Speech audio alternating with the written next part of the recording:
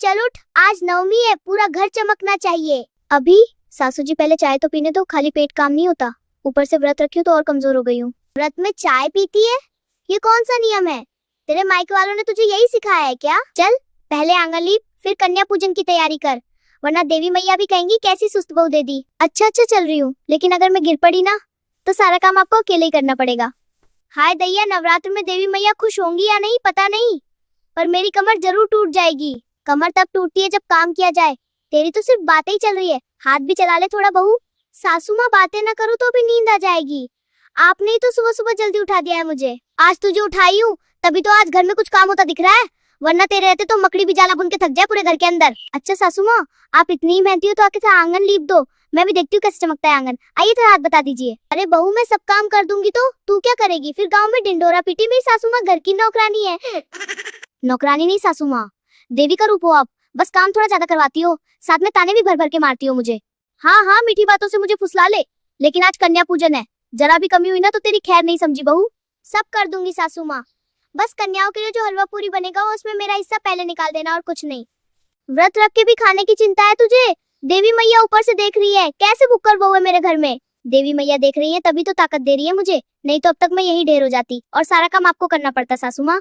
चल ठीक है, आंगन तो थोड़ा इंसानों जैसा लगने लगा है, अब जल्दी अंदर जा, रसोई संभाल, कन्याएं आने ही वाली होंगी। अरे बाप रे, अभी तो हाथ भी नहीं धोए और आप रसोई भेज रही हो। ठीक है जा रही हूँ, लेकिन अगर हलवा जल गया ना तो जिम्मेदारी आपकी होगी। हे देवी मैया, हलवा मीठा बन जाए, नहीं तो सासू माँ फिर कड़वा मुंह लेकर आ जाएंगी ताना मारने मुझे। जरा मायके फोन कर लूं, वहाँ का क्या हाल चाल है, और मेरा मन भी लग जाएगा हलवा पूरी बनाने में। हेलो माई, कैसी हो? यहाँ तो सुबह से गोबर झाड़ू लिपाई, मैं बहू या नौकरानी मुझे तो समझ नहीं आता। अरे हमारे यहाँ तो काम कम और चुगली ज्यादा हो रही है।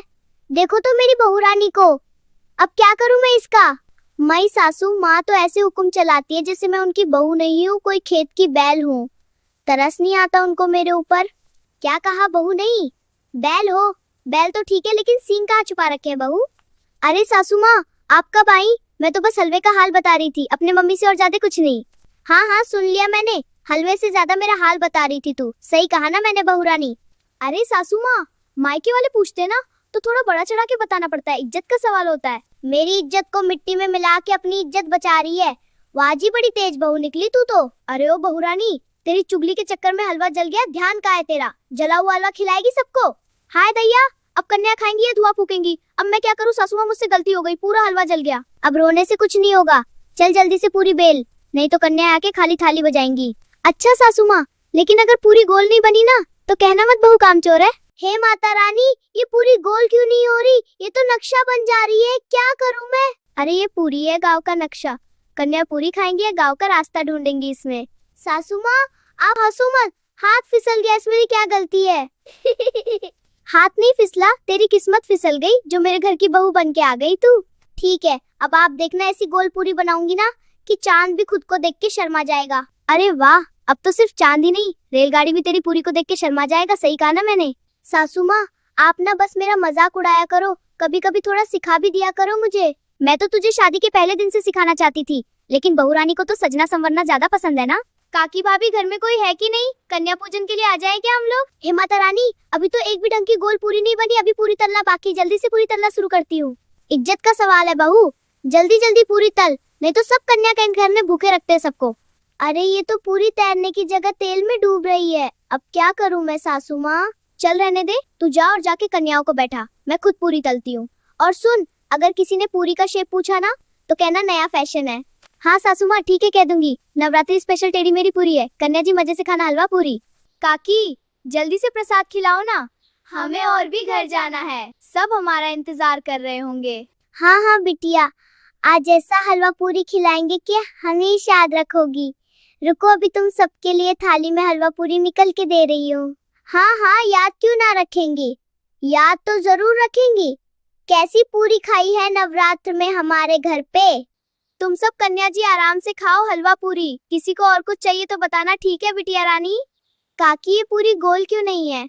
ऐसी पूरी तो हम पहली बार खा रहे हैं, बाकी किसी के घर पे हमें ऐसी पूरी खाने को नहीं मिली है इस नवरतन में। वो तो सासू माँ ने बनाई है बिटिया रानी, सासू जी ने सोचा नए तरीके की पूरी खिलाएंगे आप सब कन्या लोगों को। अरे ओ झूठी बहुरानी, मैंने तो बस पूरी तली है, लेकिन बेलने का काम तो तेरा है ना बहू।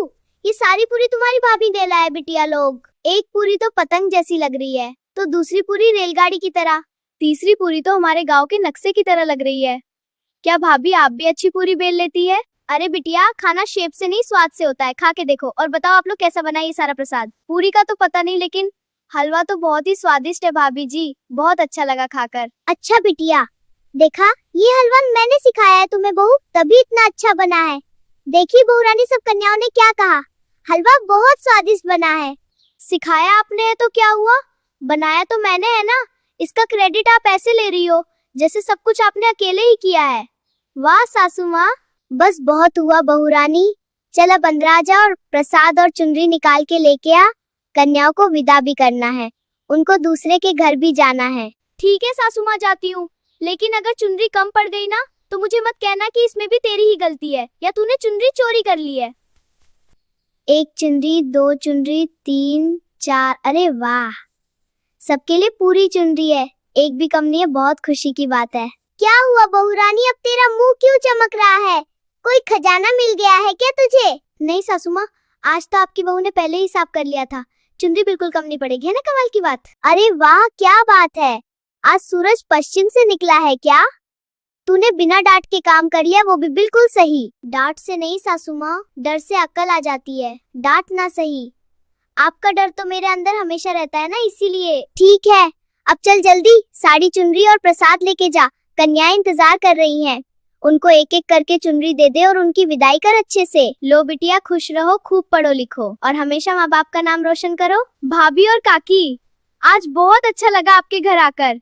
अब हम चलते हैं, हमें अभी और लोगों के घर पे जाना है।